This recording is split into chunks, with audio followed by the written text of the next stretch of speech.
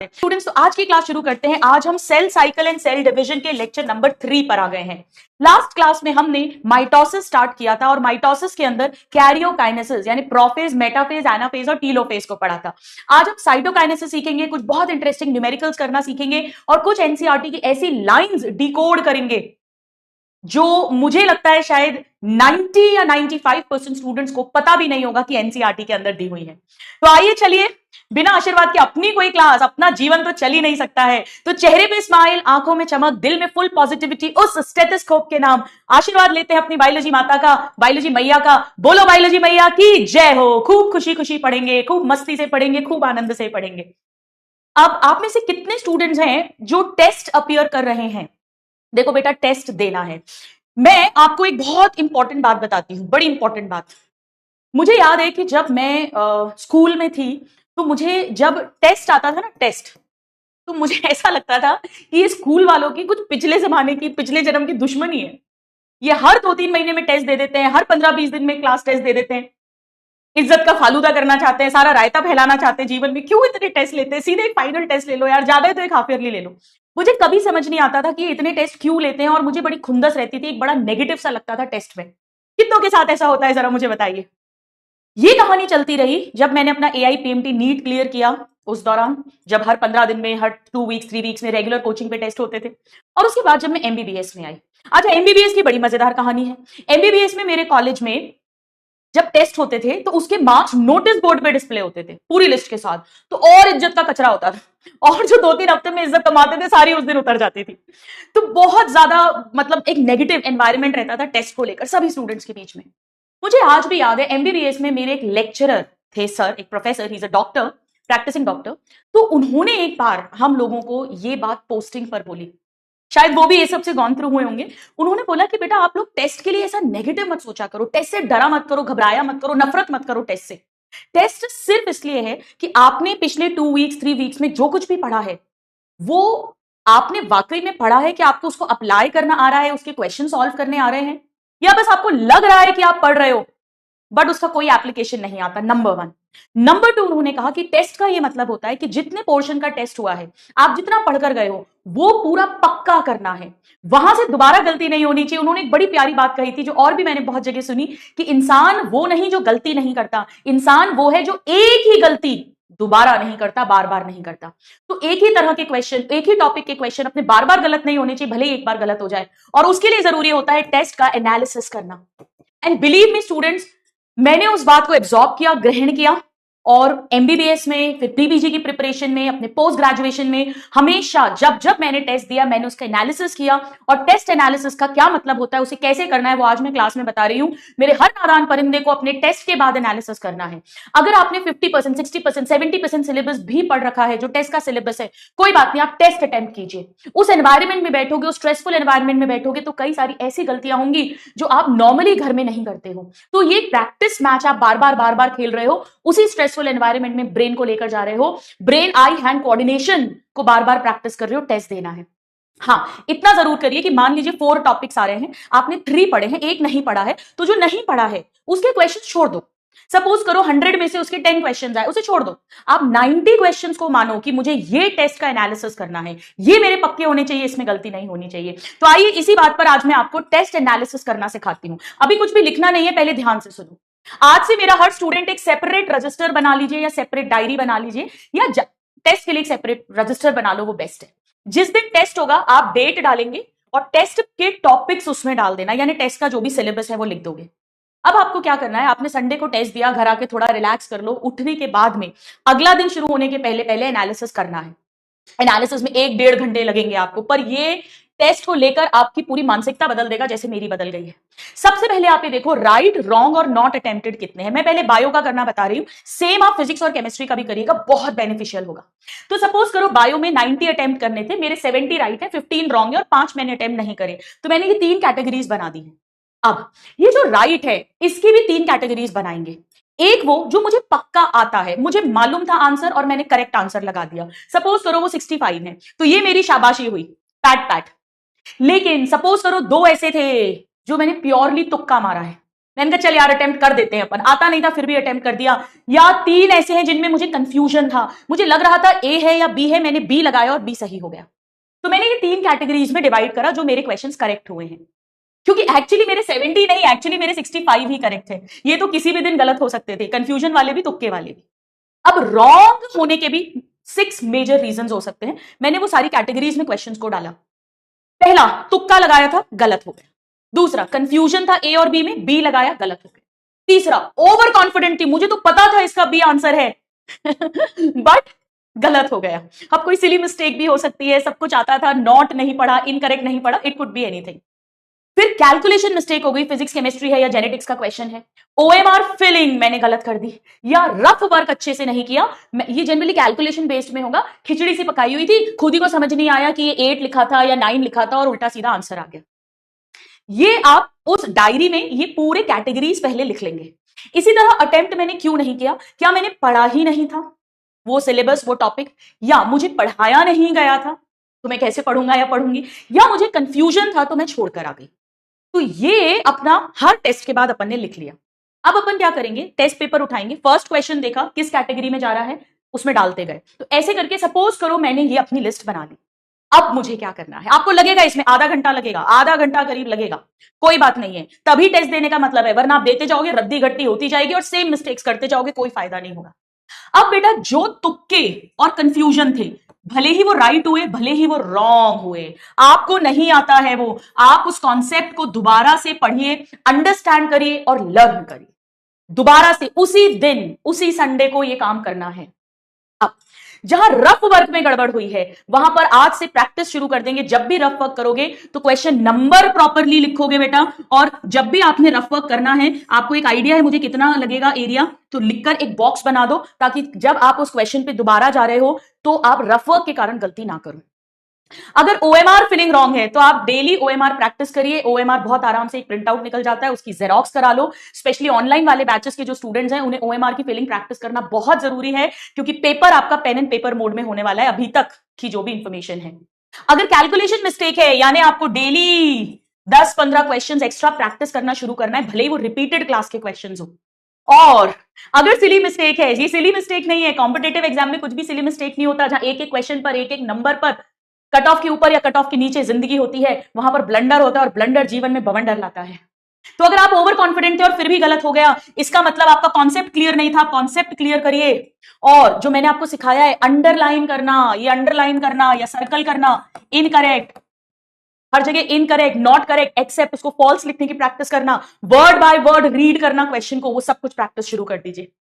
तो ये test analysis के बाद हमारा टारगेट ये होगा कि उस टेस्ट में जितने भी क्वेश्चंस हैं वो सब हमारे मुट्ठी में हो जाएं, वो कॉन्सेप्ट्स हमारे मुट्ठी में हो जाएं, और वो दोबारा से जब आए तो हमारे गलत ना हो। यहां मैं आपको शाबाशी दूंगी कि आपने कंफ्यूजन था और फिर भी अटेम्प्ट नहीं करा। एक बात समझो, तुक्का मोस्टली आप ये मानकर चलो कि नीट वाला दिन आपकी जिंदगी की सबसे बुरी किस्मत का दिन होने वाला है, और उसमें भी अपने को सिलेक्ट होना है, और उसके लिए जरूरी है कि अपन कोशिश करके तुक्का लगाने की लत ना डालें। आप कहोगे मैम लत, हाँ बिल्कुल, ये एक एडिक्शन है। वो यूं +4 मार्क्स दिखते हैं, -1 किसी को नहीं दिखता उस समय पे। हमें -1 मानते हुए एग्जाम की तैयारी करनी है, उस दिन सबसे बुरी किस्मत मानते हुए एग्जाम की तैयारी करनी है, और उसमें भी कट ऑफ के ऊपर मार्क्स लाने की तैयारी करनी है। तो मेरे प्यारे नादान परिंदों, ये टेस्ट एनालिसिस रेगुलर करिए। मुझे टेलीग्राम, इंस्टाग्राम पे, जहां पर आप मुझे जागृति डायरी, एमसीडी लिस्ट डेली भेजते हो, वहां पर हर टेस्ट के बाद ही मुझे भेजिए, एक सेपरेट रजिस्टर बनाइए, और अगर कोई बहुत शानदार क्वेश्चन है तो उसी रजिस्टर में आप उस क्वेश्चन को लिख भी लो, और जितने भी टेस्ट पेपर्स हैं उसके लिए एक अलग से फोल्डर बनाइए, उसकी सीक्वेंसिंग में रखते जाइए। और उस पेपर में मान लीजिए कि आपके 90 क्वेश्चंस हैं, टोटल 100 है बायो में, कोई 2 या 3 बड़े एक्सक्लूसिव से क्वेश्चन है, आपको नहीं भी लिखना है, अगर आलस आता है तो बड़ा सा सर्कल कर दो, ताकि जब आपका आखिरी का 1 मंथ बचेगा तो जब आप वो पेपर पलटोगे तो आप सारे क्वेश्चन नहीं देखने वाले हो, आप केवल वो 3 क्वेश्चन दोबारा से सॉल्व करोगे। या तो उन्हें अपने नोट्स में लिख लो, हर चैप्टर के बाद 4-5 पेजेस छोड़ दो, या इसी एनालिसिस के रजिस्टर में ही साथ साथ में लिख लो, या बड़ा सा मार्कर कर दो कि आपको एंड में 1 महीने में वो दिख जाए। तो ये सब मेरे नादान परिंदों को आज से शुरू करना है, ठीक है। चलिए आइए अब हम आज की क्लास को शुरू करते हैं, और आज की क्लास को शुरू करने के पहले हम एक बार फटाफट से रिकैप कर लेते हैं। मैंने आपको अपना इंस्टाग्राम आईडी दिया है ना, इंस्टाग्राम तो Dr.Akanksha Agrawal, Dr.AKANKSHAAGARWAL, कहीं पर कोई स्पेस नहीं है और सब कुछ स्मॉल लेटर्स में है, स्पेलिंग ये वाली है, ठीक है, बट सब कुछ स्मॉल लेटर में है और कंटिन्यूअसली है, डॉक्टर डॉट आकांक्षा अग्रवाल। और टेलीग्राम का है @AAMAM_bio। तो बहुत सारे स्टूडेंट्स ऑलरेडी मुझे भेजते भी हैं डेली अपनी एमसीडी लिस्ट। मैं काफियों को थम्स अप जवाब भी देती हूँ, जिसको नहीं भी दे पाती आई एम सॉरी, बट मैं पढ़ती सबकी हूँ और मुझे बड़ी खुशी होती है। जिस दिन सिलेक्शन होगा उस दिन आपका वो मैसेज अपन सबको पढ़ के भी बताएंगे। चलिए, सो कैरियोकाइनेसिस हमने लास्ट क्लास में डिस्कस किया था। माइटोसिस मतलब इक्वेशनल डिवीजन, जहां पर वन पेरेंट से 2 कार्बन कॉपी डॉटर सेल्स बनेंगे। प्रोफेज में 3 घटनाएं घटी थी, ठीक है, हाँ, प्रोफेज में 3 घटनाएं घटी थी। सबसे पहले क्रोमैटिन कंडेंस होकर क्रोमोसोम बनाएगा, हर क्रोमोसोम में 2 सिस्टर क्रोमैटिड्स हैं।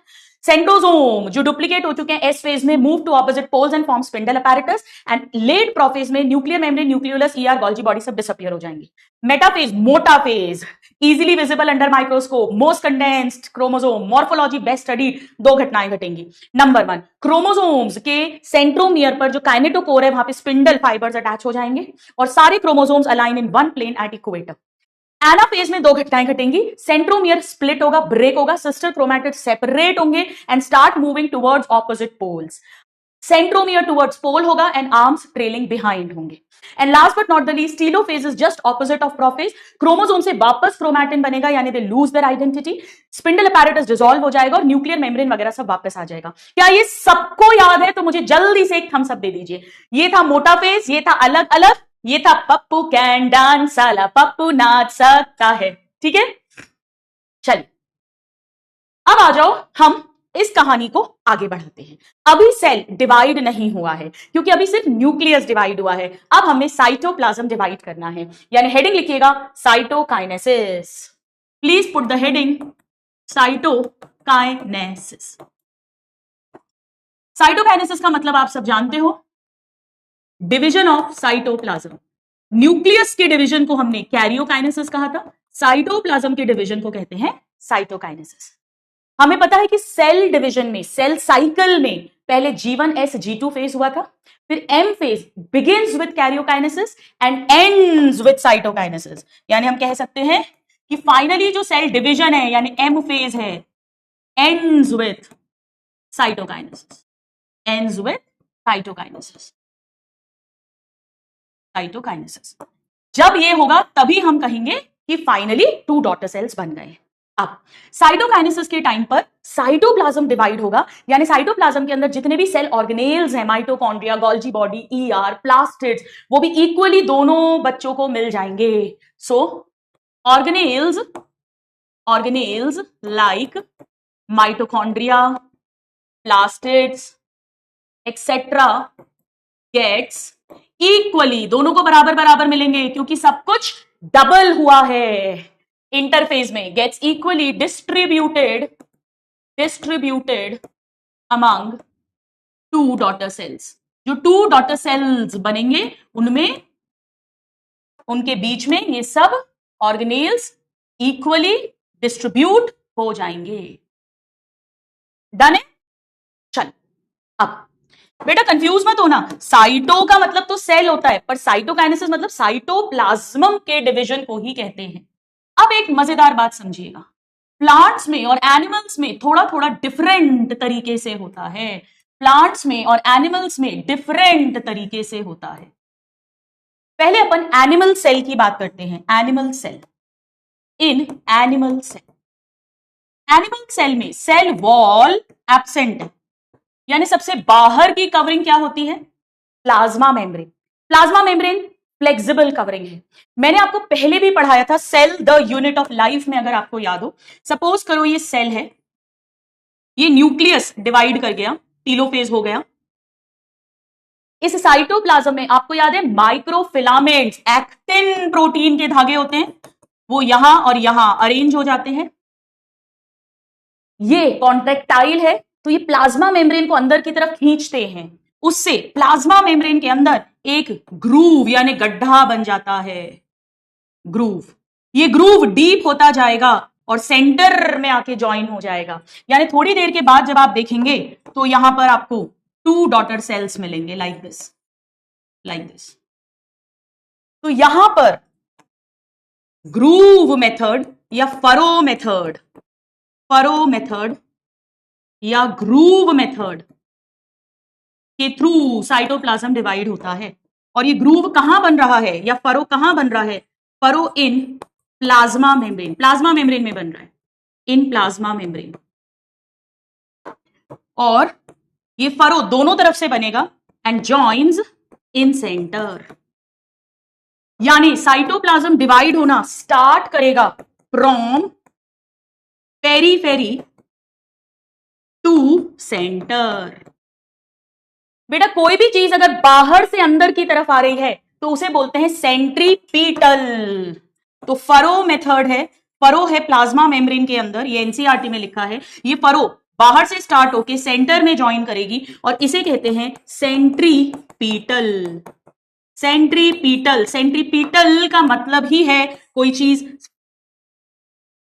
आउटसाइड से सेंटर की तरफ आ गई। मैं सेंट्रीपीटल याद करने की एक ट्रिक बताती हूं, अगर आपको अच्छी लगे तो आप वहीं लिख लेना। बचपन में जब अपन खेलने जाते थे शाम को, आप तो अभी भी बच्चे ही हो, मैं भी बच्ची हूँ, खेलने जाते नहीं है अभी, वो अलग बात है। तो जब हम घर से बाहर खेलने जाते थे तो शाम को जब हम बाहर जाते थे तो मम्मियों को बच्चों को पीट पीट के घर के अंदर लाना पड़ता था।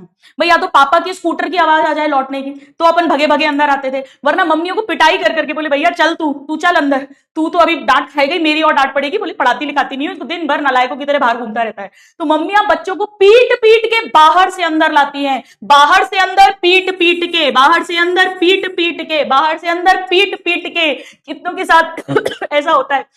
हमारे साथ तो बहुत होता था। और यहां पर ये जो रिंग बनती है ना बेटा, ये इसे कॉन्ट्रेक्टाइल रिंग बोलते हैं, कॉन्ट्रेक्टाइल रिंग।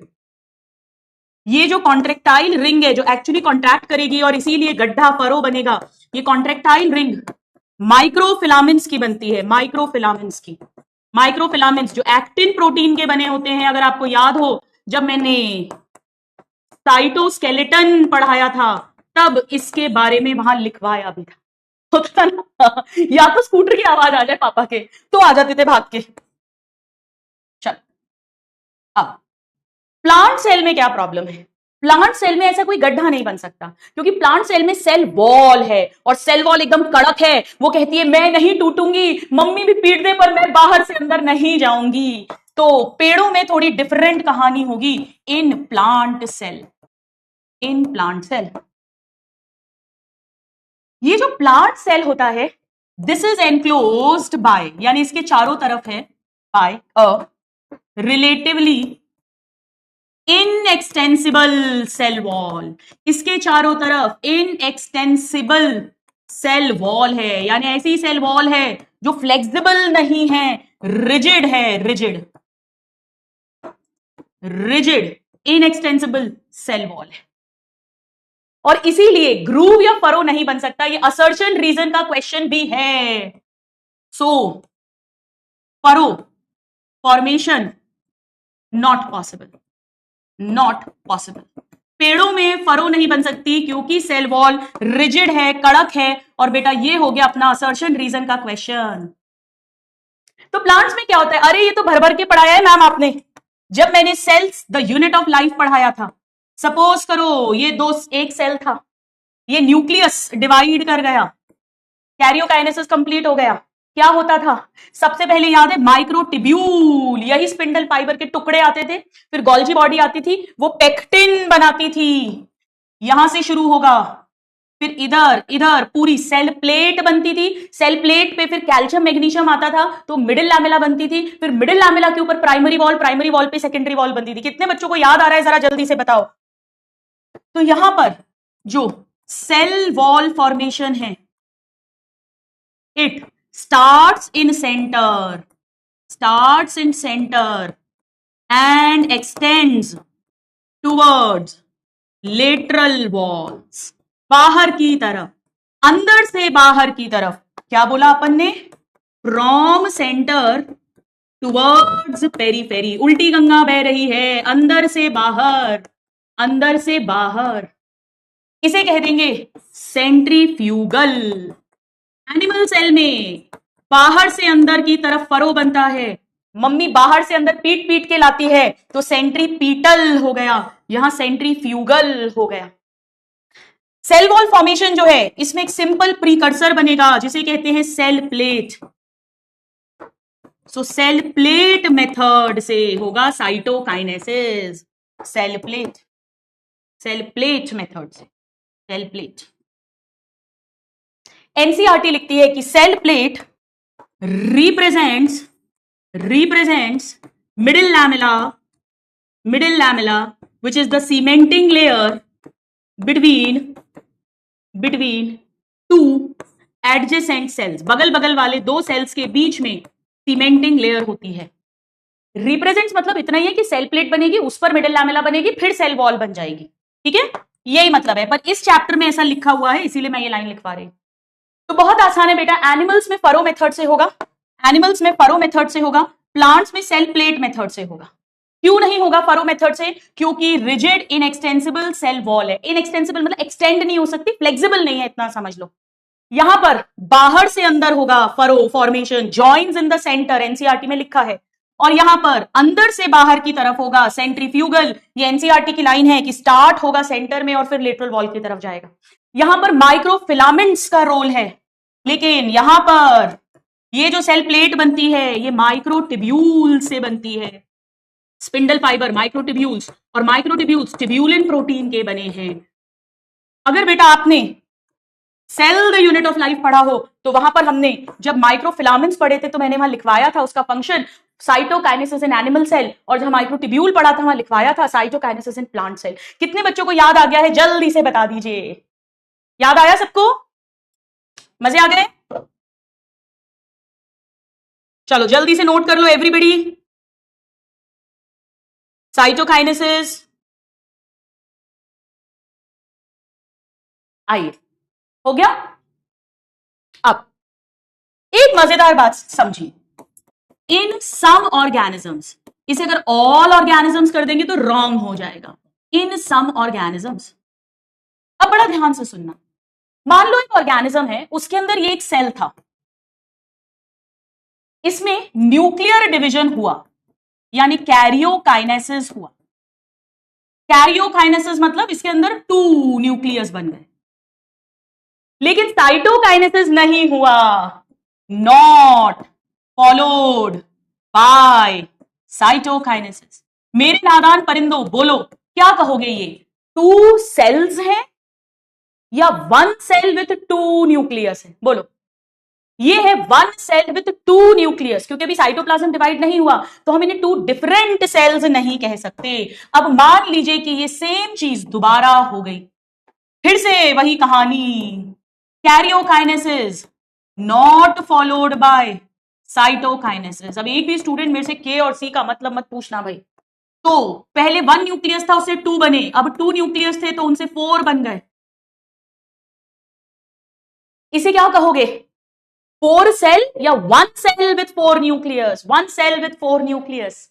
यानी अगर आप गौर से देखें, जब भी ऐसा होगा कि कैरियोकाइनेसिस हो रहा है, न्यूक्लियस डिवाइड हो रहे हैं, पर साइटोप्लाज्म डिवाइड नहीं हो रहा है, तो नंबर ऑफ सेल तो 1 ही रहेगा, उसमें न्यूक्लियस मल्टीपल बनते जाएंगे। जी हां, आप सबने बिल्कुल सही समझा है, इसे कहेंगे मल्टी न्यूक्लिएटेड कंडीशन या सिनसाइशियल कंडीशन। मल्टी न्यूक्लिएटेड या सिनसाइशियल या सीनोसिटिक कंडीशन। तो ऐसा भी होता है सेल डिवीजन में कि न्यूक्लियस डिवाइड कर जाए पर साइटोप्लाज्म डिवाइड ना करे, और ये डिसाइडेड होता है कि किस में क्या होगा। इसके एक एग्जाम्पल यहां पर दिया है इस चैप्टर के अंदर, आप सबने हजारों बार पढ़ा होगा। कोकोनट, नारियल के अंदर जो एंडोस्पर्म, नारियल पानी है, लिक्विड एंडोस्पर्म ऑफ कोकोनट। इसके और भी होते हैं, मैं यहां नहीं लिखवा रही हूं। जैसे हमारी स्केलेटल मसल का जो सेल है, लोअर फंजाई फाइकोमाइसिटीज क्लास में भी ऐसा होता है, और एंथर की वॉल में टेपिटम में भी ऐसा होता है। चलिए ठीक है, हम ये एक लिख रहे हैं जो एनसीईआरटी में यहां पे दिया है, जल्दी से नोट कर लीजिए एवरीबॉडी।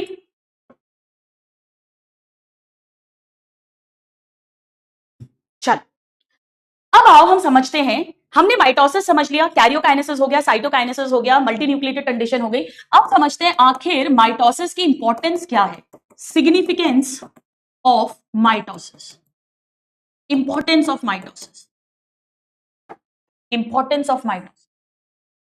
भाई माइटोसिस से क्या होता है? माइटोसिस से बेसिकली 1 पेरेंट सेल जो है वो 2 डॉटर सेल्स बनाता है, और ये दोनों डॉटर सेल्स बिल्कुल सेम है, डीएनए क्रोमोसोम नंबर सब कुछ सेम है, तो with identical genetic makeup, genetically यानी number of chromosome, amount of DNA सब कुछ एकदम सेम है, आइडेंटिकल जेनेटिक मेकअप वाले 2 डॉटर सेल्स बन जाते हैं।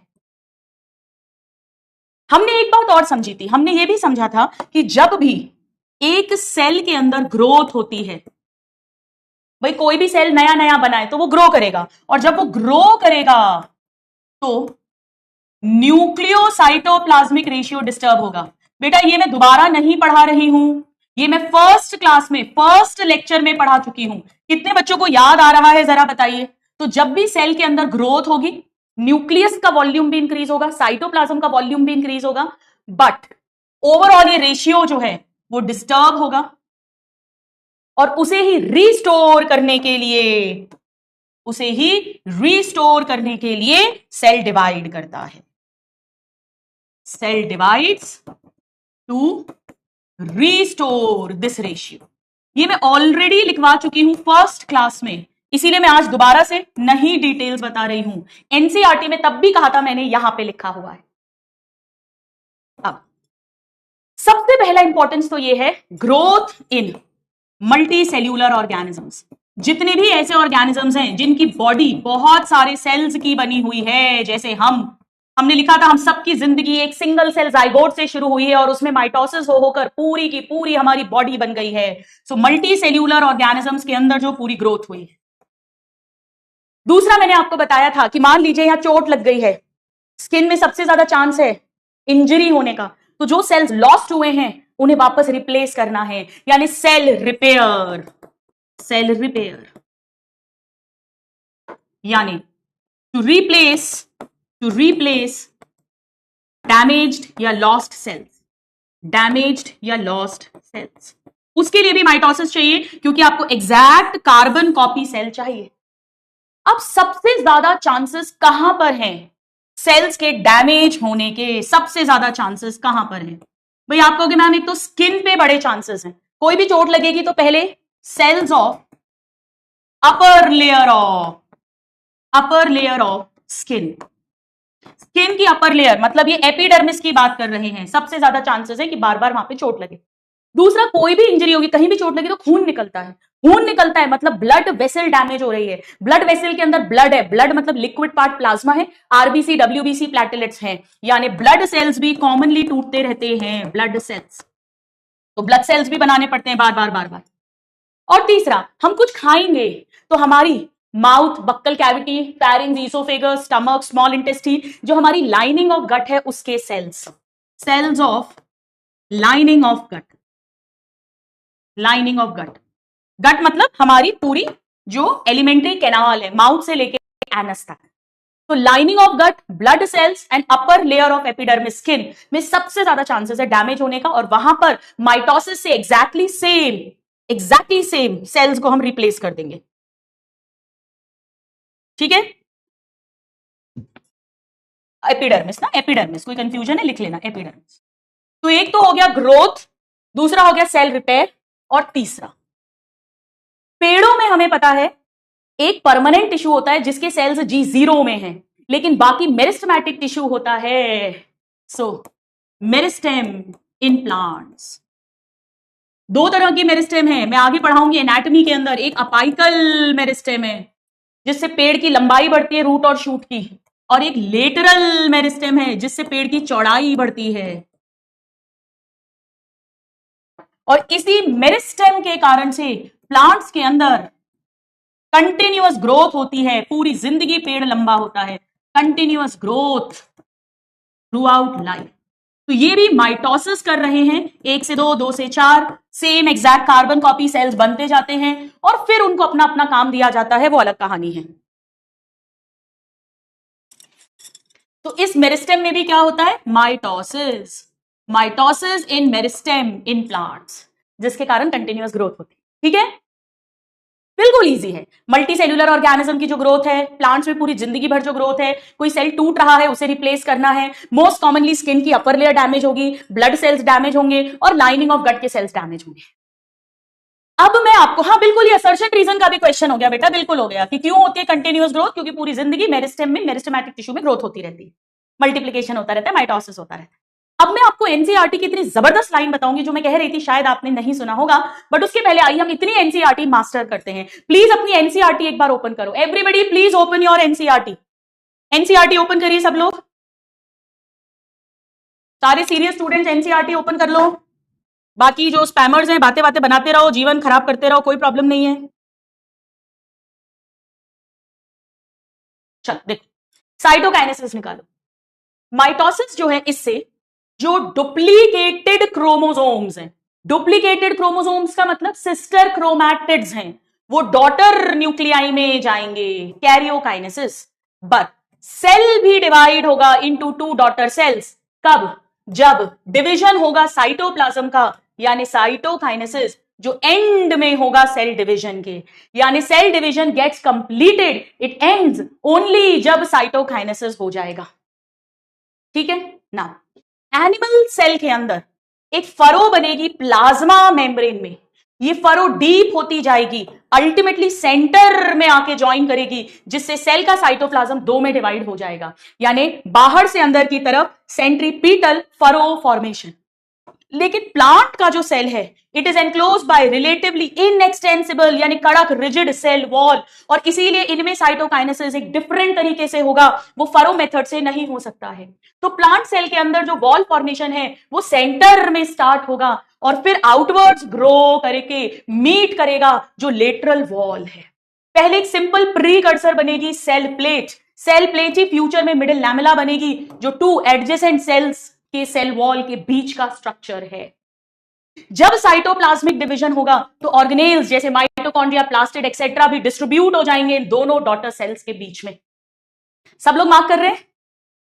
सम ऑर्गेनिजम्स में karyokinesis is not followed by cytokinesis, जिसके कारण मल्टी न्यूक्लिएटेड कंडीशन या सिंसाइशियल कंडीशन या सिनोसिटिक कंडीशन बन जाएगी, जैसा कि लिक्विड एंडोस्पर्म इन कोकोनट में होता है। डन है?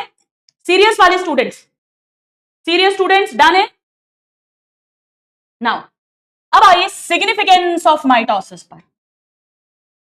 इसमें एक पैराग्राफ छोड़ दीजिए, नेक्स्ट पैराग्राफ पर आओ, नेक्स्ट पैराग्राफ पर आओ। माइटोसिस से प्रोडक्शन होगा डॉटर सेल्स का, टू डॉटर सेल्स का, जिनका आइडेंटिकल जेनेटिक मेकअप यानी chromosome number, DNA amount same है।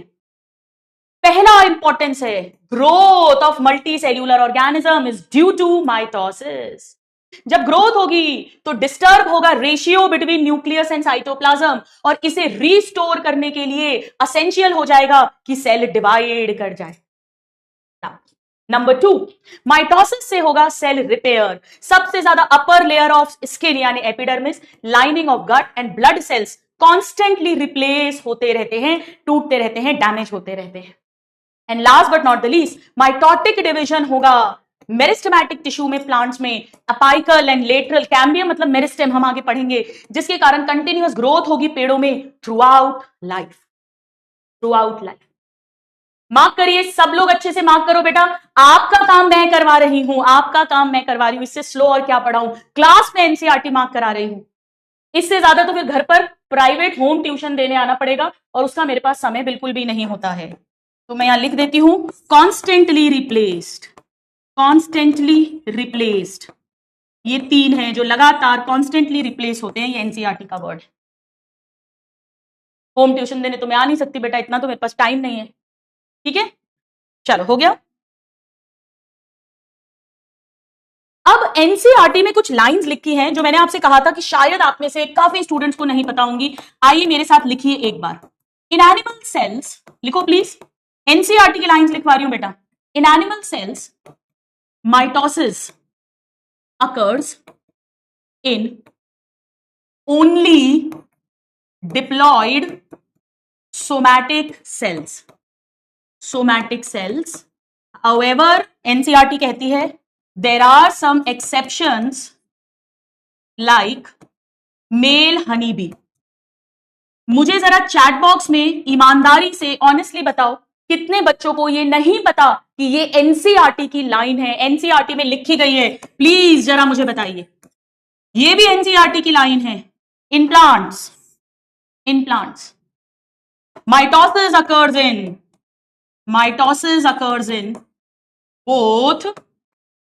in both diploid and haploid cells.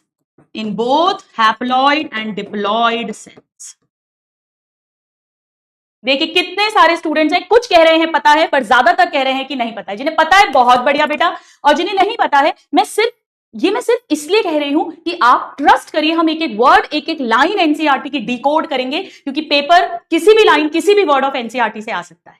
चल अब इस बात का मतलब समझो, देखो वैसे तो माइटोसिस ना किसी भी सेल में हो सकता है। हैप्लॉइड डिप्लॉइड का क्या मतलब है, मैं एक बार मोटा मोटा बता रही हूं, बड़ा ध्यान से सुनना। अगर हर क्रोमोसोम की 1 कॉपी है, क्रोमोसोम 1 एक, क्रोमोसोम 2 एक, क्रोमोसोम 3 एक, बहुत ध्यान से सुनना भाई, क्रोमोसोम 4 एक, तो हम कहेंगे हैप्लॉइड सेल है। पर अगर हर क्रोमोसोम की 2 कॉपी है, क्रोमोसोम 1 की 2 कॉपी है, एक एग से आया एक स्पर्म से आया, क्रोमोसोम 2 की भी 2 कॉपी है, एक एग से आया एक स्पर्म से आया, तो हम कहेंगे डिप्लॉइड। तो एक्चुअली माइटोसिस अगर एक हैप्लॉइड सेल में होता है तो उससे 2 हैप्लॉइड सेल बन जाते हैं, और अगर एक डिप्लॉइड सेल में होता है तो उससे 2 डिप्लॉइड डॉटर सेल्स बन जाते हैं। मतलब एक्चुअली तो माइटोसिस किसी भी सेल में हो सकता है। फिर ऐसा क्यों लिखा है उस बात को समझिए। एक्चुअली एनिमल्स के अंदर ज्यादातर डिप्लॉइड सेल्स होते हैं। एनिमल की बॉडी में होते ही डिप्लॉइड सेल्स है। जैसे हम अपनी बात करें, अगर आपको ह्यूमन रिप्रोडक्शन आता हो, स्पर्मेटोगोनिया, ऊगोनिया याद आ रहा है, वो भी हमारे बॉडी का सेल है, यानी डिप्लॉइड है। यानी एग और स्पर्म की मीटिंग से जो जाइगोट बना है, हर क्रोमोसोम की 2-2 कॉपी है, फिर उससे प्राइमरी oocyte या स्पर्मेटोसाइट बनता है, फिर उसमें मियोसिस होता है, तो सेकेंडरी स्पर्मेटोसाइट या सेकेंडरी oocyte, स्पर्म, ओवम, वो केवल हैप्लॉइड है। बाकी हमारे बॉडी में हर सेल डिप्लॉइड है, केवल गैमीट जो है वो हैप्लॉइड है। तो होते ही डिप्लॉइड सेल्स हैं, इसीलिए कह रहे हैं ये कि डिप्लॉइड सेल्स में होगा। सोमैटिक वर्ड भी क्यों कह रहे हैं, एक्चुअली जर्म सेल में भी होता है। ये पूरी तरीके से सही स्टेटमेंट नहीं है एनसीईआरटी का। जब ह्यूमन रिप्रोडक्शन पढ़ते हैं तो जो प्राइमरी जर्म सेल है, मेल्स में स्पर्मेटोगोनिया, फीमेल में ऊगोनिया, उनमें भी माइटोसिस होता है, 1 से 2, 2 से 4 बनते हैं। पर ये एक मोटी मोटी बात कर दी, क्योंकि होते ही डिप्लॉइड सेल्स हैं, इसीलिए ऐसा लिख दिया है। पर पेड़ों की बॉडी में, जब मैं प्लांट किंगडम पढ़ाऊंगी, पेड़ों की बॉडी में दोनों स्टेजेस आती हैं बेटा। पेड़ के अंदर हैप्लॉइड स्टेज भी आती है, जब हर सेल में हर क्रोमोसोम की 1 कॉपी होती है, और डिप्लॉइड स्टेज भी आती है, जब हर सेल में हर क्रोमोसोम की 2-2 कॉपी होती है। तो क्योंकि पेड़ों में दोनों तरह के सेल्स मौजूद हैं, इसीलिए दोनों में हो जाता है। और क्योंकि एनिमल की बॉडी में गैमीट के अलावा सब डिप्लॉइड ही होते हैं, इसीलिए ऐसा लिखा गया है। अब अपवाद क्यों लिखा है, एक्सेप्शन, ये मैं आपको जेनेटिक्स में डिटेल में पढ़ाऊंगी। अगर आपने अभी तक नहीं पढ़ा तो बेटा आपको समझ में नहीं आएगा। एक्चुअली मेल हनी बी जो है वो अनफर्टिलाइज्ड एग से बनता है। एग मतलब फीमेल गैमीट हैप्लॉइड है, हर क्रोमोसोम की 1-1 कॉपी है, उसी से मेल मधुमक्खी बनता है, तो वो भी हैप्लॉइड होता है। तो जो मेल हनी बी होता है वो हैप्लॉइड होता है, यानी मेल हनी बी की बॉडी में हर क्रोमोसोम की 1-1 कॉपी ही होती है। तो बेटा जब ये गैमीट बनाता है, यानी स्पर्म्स बनाते हैं, मेल है ना, तो मेल तो स्पर्म बनाएगा, यानी मेल गैमीट बनाएगा। गैमीट तो होता ही हैप्लॉइड है हमेशा। तो अगर मुझे इमेजिन करो, एक इसकी बॉडी का हर सेल हैप्लॉइड है, तो स्पर्म बनाने वाला सेल भी हैप्लॉइड है, और मुझे उससे स्पर्म बनाने हैं, हैप्लॉइड से हैप्लॉइड बनाना है, सेम क्रोमोसोम नंबर रखना है, तो यहां पर क्या होगा, माइटोसिस होगा। माइटोसिस, एक सेल से 2 स्पर्म बनेंगे, हमारी तरह नहीं 1 से 4, हमारे में मियोसिस से स्पर्म बनते हैं, यहां माइटोसिस से स्पर्म बनते हैं। तो हर एक स्पर्म का जो सेल है, मेन मदर सेल, उससे 2-2 स्पर्म्स बनते हैं। और ज्यादा डिटेल जेनेटिक्स में पढ़ेंगे, और ज्यादा डिटेल्स। बिल्कुल 16 क्रोमोसोम होते हैं मेल्स में, और फीमेल्स डिप्लॉइड हैं, तो हर क्रोमोसोम की 2-2 कॉपी, यानी 16 × 2 32, 32 क्रोमोसोम्स होते हैं। बहुत बढ़िया। तो ये एनसीईआरटी की लाइंस है, हम याद रखेंगे कि एनिमल्स में डिप्लॉइड सोमैटिक सेल्स में होगा, और प्लांट्स में both haploid and diploid sales में होगा। इसे नोट करो। फिर एनसीईआरटी की एक और मजेदार लाइन और बताती हूं। एनसीईआरटी एक लाइन और लिखती है, mitosis is usually restricted to diploid cells only. Diploid cells only हालांकि however in some lower plants and some social insects,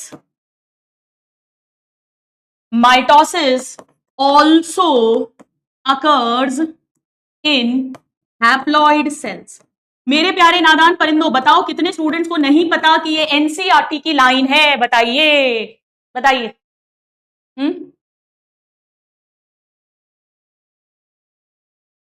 आओ समझाती हूं। देखो अभी अभी हमने क्या बात की कि एनिमल्स में की बॉडी में होते ही मेनली डिप्लॉयड सेल्स हैं, तो नेचुरली माइटोसिस भी डिप्लॉयड में हो रहा है, और पेड़ों की बॉडी में डिप्लॉयड भी होते हैं हैप्लॉयड भी होते हैं, तो दोनों में हो रहा है। अब दूसरी तरफ एनसीईआरटी लिख रही है कि it is usually restricted to diploid cells only. बेटा एनिमल्स में तो होते ही डिप्लॉयड है, और जो हायर प्लांट्स हैं, मैं प्लांट किंगडम में पढ़ाऊंगी अगर आपको नहीं पता, टेरिडोफाइटा, जिम्नोस्पर्म एंड एंजियोस्पर्म, इनमें जो हम मेन पेड़ देखते हैं वो डिप्लॉयड है। Root, stem, leaf, flower, fruit, उनका हर सेल जो है उसमें हर क्रोमोसोम की 2 कॉपीज हैं। तो ये जो मेन बड़े बड़े पेड़ दिख रहे हैं, सारे जानवर दिख रहे हैं, इन सब की बॉडी में मेनली डिप्लॉयड सेल्स हैं, और उन्हीं में माइटोसिस हो रहा है, उन्हीं से ग्रोथ हो रही है, सेल रिपेयर हो रहा है। तो माइटोसिस भी नेचुरली हम यही कहेंगे, हालांकि यूजुअली लिखा है, यहां पे ऑलवेज नहीं लिखा है, क्योंकि जो लोअर प्लांट्स हैं, एल्गी, ब्रायोफाइट्स, उनमें जो आपको पेड़ दिख रहा है वो हैप्लॉइड होता है बेटा, गैमेटोफिटिक हैप्लॉइड। जो एक एल्गी दिख रही है, एक ब्रायोफाइट, मॉस दिख रहा है, लिवरवर्ट, मार्केंचिया दिख रहा है, उसके हर सेल में हर क्रोमोसोम की एक कॉपी है, तो वहां पर माइटोसिस से ग्रोथ होगी। इसी तरह सोशल इंसेक्ट, सोशल मतलब जो ग्रुप में रहते हैं, मधुमक्खी एक सोशल इंसेक्ट ही तो है, और मधुमक्खी के अंदर जो मेल मधुमक्खी है, मधुमक्खा, यानी अभी अभी हमने बात की, वो पूरा हैप्लॉइड होता है, उसमें गैमीट, स्पर्म भी हैप्लॉइड से ही, माइटोसिस से बनते हैं। तो सम लोअर प्लांट्स जैसे कि एल्गी, ये एनसीईआरटी ने नहीं लिखा, उन्होंने तो बस इतना ही लिख दिया है, algae, bryophytes, even bryophytes and some social insects, जो ग्रुप में रहते हैं, झुंड में रहते हैं। यहां पर ये बात कर रहे हैं हनी बीज, और पर्टिकुलरली जो मेल हनी बी है, मेल हनी बी अभी अभी हमने बात की, इनमें हैप्लॉइड सेल्स में भी होगा, क्योंकि इनमें मिलते हैं हैप्लॉइड। तो मैं ये कहना चाह रही हूं, एनसीईआरटी ये कहना चाह रही है कि बेसिकली माइटोसिस किसी भी सेल में हो सकता है। अगर 1 हैप्लॉइड में होगा तो उससे 2 हैप्लॉइड बन जाएंगे, अगर 1 डिप्लॉइड में होगा तो उससे 2 डिप्लॉइड बन जाएंगे। पर क्योंकि एनिमल्स के अंदर होते ही डिप्लॉइड है मोस्टली, तो डिप्लॉइड में होगा। पेड़ों में और सोशल इंसेक्ट्स में हैप्लॉइड भी होते हैं, डिप्लॉइड भी होते हैं, तो हैप्लॉइड में भी होगा, डिप्लॉइड में भी होगा। पर ये लाइंस हमें ऐसी की ऐसी आनी चाहिए, ऐसी की ऐसी। एनिमल्स कर देती हूं मैं, है ना, इन एनिमल्स, एक मिनट, इन एनिमल्स, ठीक है, मत हटाना, कोई बात नहीं, ठीक है। चलो अब आ जाओ, मैं आपको एनसीईआरटी ओपन करो, ये दोनों लाइंस दिखाती हूं। प्लीज अपनी एनसीईआरटी ओपन करो और इस पर आओ, सिग्निफिकेंस ऑफ माइटोसिस पे ओपन करिए। अभी तो बताया बेटा, हैप्लॉइड डिप्लॉइड और ज्यादा जेनेटिक्स में क्लियर होगा। चलो अब माइटोसिस या इक्वेशनल डिवीजन, क्योंकि क्रोमोसोम नंबर सेम रहेगा पेरेंट में भी और डॉटर सेल में भी, it is usually restricted to diploid cells only. However, in some lower plants जैसे algae, bryophyte, in some social insects जैसे कि male honeybees, haploid cells also divide by mitosis, right? ये line मैंने अभी आपको लिखवाई है, जो एनसीईआरटी की लाइन है।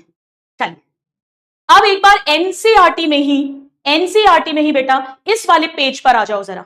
ये प्रीवियस क्लास का पेज है, थोड़ा पीछे जाओ, जहां हमने सेल साइकिल पढ़ी है, G1S G2 पढ़ा है। प्लीज एनसीईआरटी में जाइए, जहां G0 लिखा है एनसीईआरटी में। इसका एक पैराग्राफ था जो मैंने कहा था मैं आगे की क्लासेस में पढ़ाऊंगी। आओ देखो, एनिमल्स के अंदर mitotic division is seen only in diploid somatic cell. However कुछ एक्सेप्शंस हैं, जैसे मेल हनीबी, जहां पे haploid cells also divide by mitosis. लेकिन प्लांट्स के अंदर mitotic divisions occur in both haploid and diploid cells. इसकी डिटेल्स हम प्लांट किंगडम में पढ़ेंगे, जब मैं आपको हैप्लॉइड डिप्लॉयड बॉडीज क्या है वो सब कुछ डिटेल में बताऊंगी, ठीक है। 164 पेज है क्या? Okay, thank you Kanchan, thank you Lokendra बताने के लिए। 164 page 164, old NCERT, new NCERT. चलो डन है एवरीबडी? क्लियर है बिल्कुल? एक एक वर्ड, एक एक लाइन। तो हमने क्या क्या पढ़ लिया है? हमने पढ़ा कि व्हाट इज साइटोकाइनेसिस, हमने पढ़ा प्लांट और एनिमल सेल के साइटोकाइनेसिस में क्या क्या डिफरेंसेस हैं, हमने पढ़ा मल्टी न्यूक्लिएटेड सिंसाइशियल कंडीशन कैसे बनती है, हमने पढ़ा इंपॉर्टेंट सिग्निफिकेंस ऑफ माइटोसिस क्या है, और हमने एनसीईआरटी से बड़ी इंपॉर्टेंट लाइंस को डिकोड किया अबाउट माइटोसिस। चलो अब एक छोटा सा टॉपिक लिखो आउट ऑफ एनसीईआरटी, कॉल्चिसिन। लिखिए प्लीज, प्लीज हेडिंग डालिए कॉल्चिसिन। और मुझे भी पता है आउट ऑफ एनसीईआरटी है, तो आप कमेंट बॉक्स में मत मुझे बताने लग जाना, ठीक है? चलो, नहीं मियोसिस आज नहीं पढ़ेंगे, मियोसिस कल पढ़ेंगे। चलो, ओल्ड का है। अच्छा, अब कॉल्चिसिन एनसीईआरटी में नहीं है, बट कॉल्चिसिन का जिक्र कई जगह पर आता है, हल्का सा आइडिया होना चाहिए, इस पे क्वेश्चन भी आया हुआ है। कॉल्चिसिन एक अल्कलॉइड है, अगर केमिकल नेचर पूछोगे तो ये एक अल्कलॉइड है। अल्कलॉइड आपने बायोमोलिक्यूल्स में पढ़े होंगे ना, मॉर्फिन, कॉडीन, जो हम ड्रग्स में पढ़ते हैं, कॉल्चिसिन अल्कलॉइड है। फ्रॉम प्लांट, एक पेड़ से मिलता है ये, उस पेड़ का नाम है कॉल्चिकम ऑटमनेल। कॉल्चिकम ऑटमनेल, ये लिलिएसी फैमिली का पेड़ है। लिलिएसी फैमिली, बेटा लिलिएसी फैमिली जिसमें लिली आता है, प्याज, लहसुन, अनियन, गार्लिक आता है। पहले ये नाम मॉर्फोलॉजी वाले चैप्टर में दिया था, जब लिलिएसी फैमिली हमारे सिलेबस में थी तब। तो कॉल्चिकम ऑटमनेल लिलिएसी फैमिली का एक पेड़ है, उससे एक अल्कलॉइड मिलता है कॉल्चिसिन। अब कॉल्चिसिन क्या करता है? ये स्पिंडल फाइबर बनने से रोकता है। It inhibits spindle fibre formation. Spindle fibre formation, इसका मतलब समझो, इसका मतलब समझो। मैंने आपको बताया था कि चाहे प्लांट सेल हो चाहे एनिमल सेल हो, स्पिंडल फाइबर बनेंगे, वो काइनेटोकोर पर अटैच होंगे, तभी सिस्टर क्रोमैटिड अलग अलग होंगे, और इसीलिए फिर क्रोमोसोम नंबर आगे जाकर इक्वल हो पाता है पेरेंट जितना। ये मैंने आपको बताया था। अब स्पिंडल फाइबर बनेगा ही नहीं, जब स्पिंडल नहीं बनेगा तो काइनेटोकोर से अटैच होगा नहीं, जब होगा नहीं तो बहनें अलग अलग होंगी नहीं, यानी आगे क्रोमोसोम डिवाइड होंगे नहीं, यानी सेल डिवीजन रुक जाएगा, अटक जाएगा। It arrest cell division in prophase तो होगा, G1 होगा, S होगा, G2 होगा, प्रोफेज होगा, मेटाफेज भी होगा, लेकिन मेटाफेज में स्पिंडल फाइबर बने ही नहीं है, प्रोफेज में बने ही नहीं है, मेटाफेज में अटैच होंगे ही नहीं, तो अलग अलग यानी एनाफेज होगा ही नहीं, मेटाफेज में ही कहानी रुक जाएगी। It arrest cell division in metaphase. Prophase तो होगा पर उसमें स्पिंडल फाइबर नहीं बनेंगे, और इसीलिए मेटाफेज में कहानी अटक जाएगी, एनाफेज आगे नहीं होगा, इसीलिए इसे बोलते हैं, माइटोसिस को रोक देगा, mitotic inhibitor. Mitotic inhibitor, mitotic inhibitor. मैं बहुत ज्यादा डिटेल में नहीं जाऊंगी, लेकिन इतना समझ लो कि जब बहनें अलग अलग नहीं होंगी, भाई अभी तक क्या होता था, बड़ा ध्यान से समझना। जैसे सपोज करो ये क्रोमोसोम था, ये क्रोमोसोम था, ये सिस्टर इधर गई, ये सिस्टर इधर गई, ये सिस्टर इधर गई, ये सिस्टर इधर गई, तो इधर पर एक एक क्रोमैटिड आया, इधर पे भी एक एक आया। लेकिन अब क्योंकि स्पिंडल फाइबर बना ही नहीं, तो स्पिंडल फाइबर अटैच ही नहीं हुआ, तो बहनें अलग ही नहीं हुई, यानी इस सेल के पास ऐसा हो गया, क्रोमोसोम अलग नहीं हुए, तो डीएनए एक ही क्रोमोसोम में बढ़ता जाता है। मैं ज्यादा डिटेल में बिल्कुल नहीं जाऊंगी बेटा, जेनेटिक्स में पढ़ेंगे। It induces, chromosome number double होता जाएगा, पॉलीप्लॉइडी इन प्लांट्स। इसका इतना सा मतलब समझ लो कि अगर किसी पेड़ में हर क्रोमोसोम की 2 कॉपी है और आपको हर क्रोमोसोम की 4 कॉपी करनी है, तो आप कॉल्चिसिन डाल दो। आप कॉल्चिसिन डाल दोगे, भाई जब कॉल्चिसिन नहीं था, ये बहनें अलग अलग हुई थी, तो एक 2n से 2 2n बने थे, अब यही 2n 4n में कन्वर्ट हो जाएगा। बस ये फंडा आना चाहिए कि अगर आपने डिप्लॉइड के अंदर डाला 2 2 कॉपी तो 4 कॉपी हो जाएगी, 4 4 कॉपी तो 8 8 कॉपी हो जाएगी। ज्यादा डिटेल में नहीं जाना, जिसको नहीं करना वो मत भी करो, अब तो बहुत सालों से इस पे क्वेश्चन नहीं आया है, ठीक है?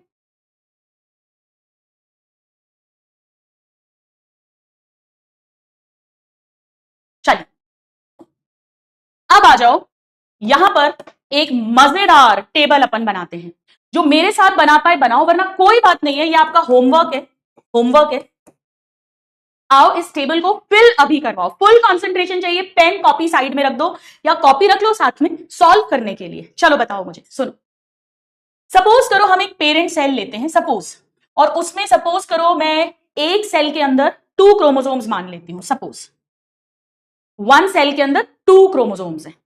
तो जरा बताओ जीवन में कितने क्रोमोसोम होंगे? बेटा बहुत सारे क्वेश्चन यहीं से सॉल्व करवा दूंगी जादव। चल, जितने पेरेंट के अंदर है जीवन में उतने ही रहेंगे, क्योंकि जीवन में डीएनए क्रोमोसोम उसका कोई लेना देना नहीं है। एस में कितने होंगे? भाई हमने कहा था कि एस में डीएनए डबल होता है, पर क्रोमोसोम नंबर अभी भी उतना ही रहेगा।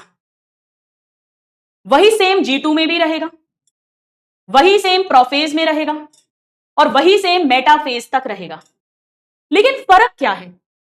पेरेंट के अंदर 1 क्रोमोसोम में 1 क्रोमैटिड है, यानी 2 क्रोमोसोम है तो 2 क्रोमैटिड हो जाएगा। हर क्रोमोसोम में 1 क्रोमैटिड है, हर क्रोमोसोम में 1 क्रोमैटिड है।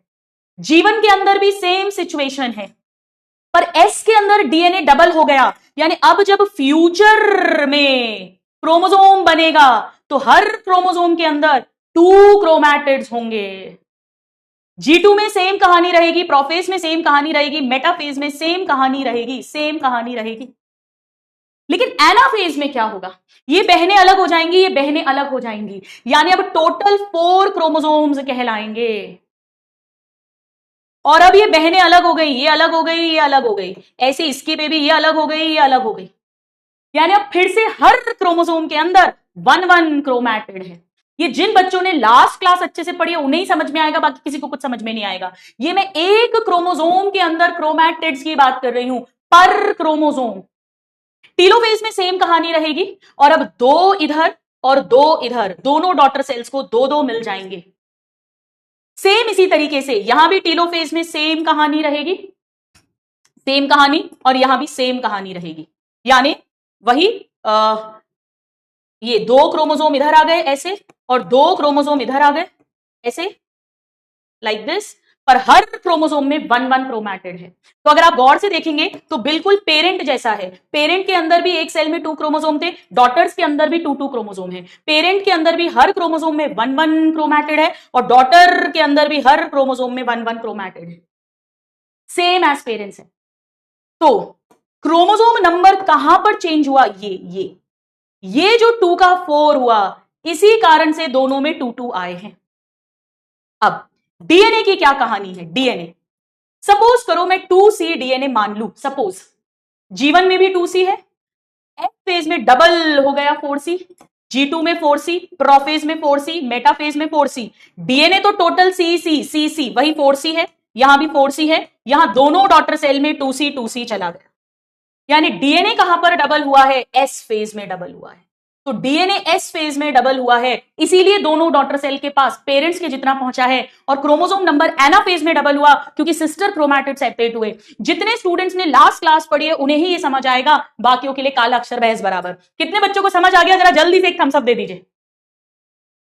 ये एक सेल में कितने क्रोमोसोम्स हैं, ये एक सेल में टोटल डीएनए कितना है, और ये सेल के अंदर हर क्रोमोसोम में कितने क्रोमैटिड हैं, वो बात कर रहे हैं। बेटा जफर, एनाफेज में 2 के 4 होंगे ना। अगर शुरू में 4 क्रोमोसोम होते, हर क्रोमोसोम में आगे जाकर 2-2 क्रोमैटिड होते तो 8 होते। आप शुरुआत किससे कर रहे हो वो देखना पड़ेगा अपने को, ठीक है? तो ये टेबल बहुत हेल्प करेगी आपको कॉन्फिडेंस दिलाने में, सारे कॉन्सेप्ट्स को समझने में, अंडरस्टैंड करने में। चलिए, डन है, डन है, डन है। क्या बात है, क्या बात है, क्या बात है, बहुत बढ़िया। अब एक चीज मुझे आपको और सिखानी है, उसके बाद हम और क्वेश्चंस भी करेंगे। माइटोसिस के ऊपर 2 तरीके से क्वेश्चन आता है, 2 तरीके से। 32 सेल्स बनाने के लिए कितने माइटोसिस चाहिए? देखो सुनो, हमें पता है कि 1 सेल है, उससे 2 बनते हैं, 2 से 4 बनते हैं, 4 से 8 बनते हैं, 8 से 16 बनते हैं, 16 से 32 बनते हैं, एंड सो ऑन। यानी एक माइटोसिस के बाद में 2, 2 के बाद में 4, 3 के बाद में 8, 4 के बाद में 16, 5 के बाद में 32, तो आंसर हो जाएगा इसका 5। पर बेटा कभी कभी 5 ऑप्शन में ही नहीं होता, 5 ऑप्शन में ही नहीं होता। तो वो क्या जानना चाह रहे हैं वो आपको बता रही हूं, ध्यान से सुनो। सपोज करो ये एक सेल था, इसमें माइटोसिस हुआ, पहला माइटोसिस, इससे 2 डॉटर सेल्स बन गए।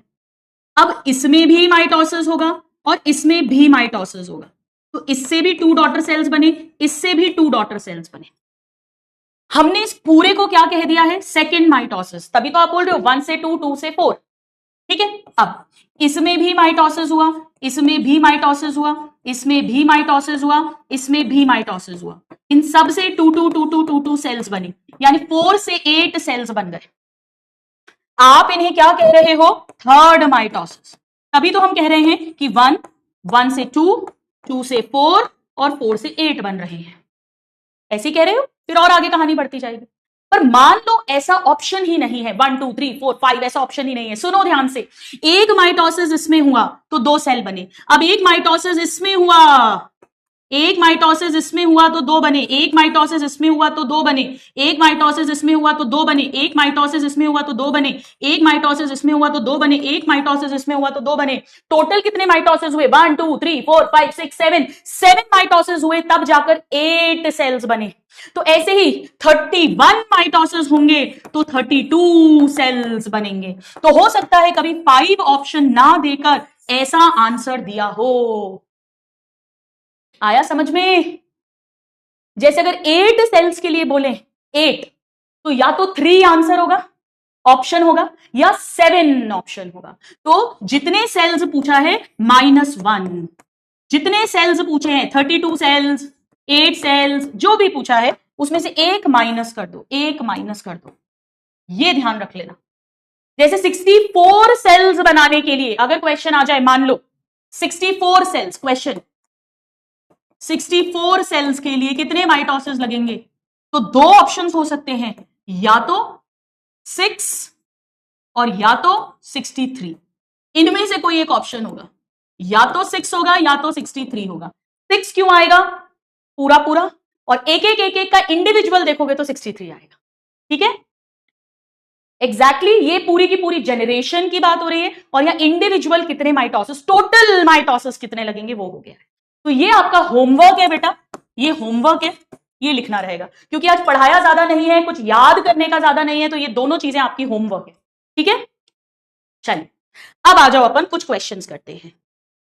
चलिए, ये रहा आपका पोल, करिए ट्राई।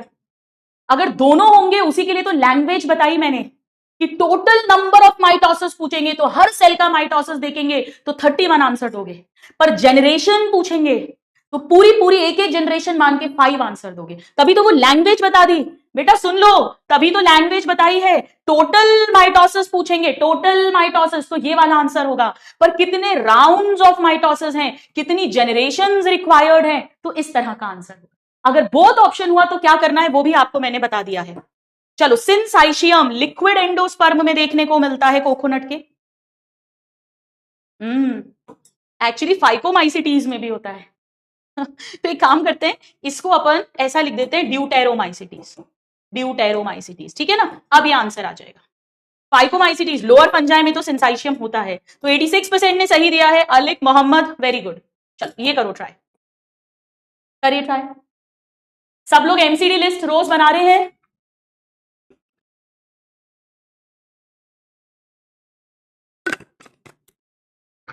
एक ही बात है बेटा, हाँ वो उतना डिटेल में मत जाओ आप। एक्चुअली सिंसाइशियम, सिनोटिस्टिक सब मल्टी न्यूक्लिएटेड ही होता है।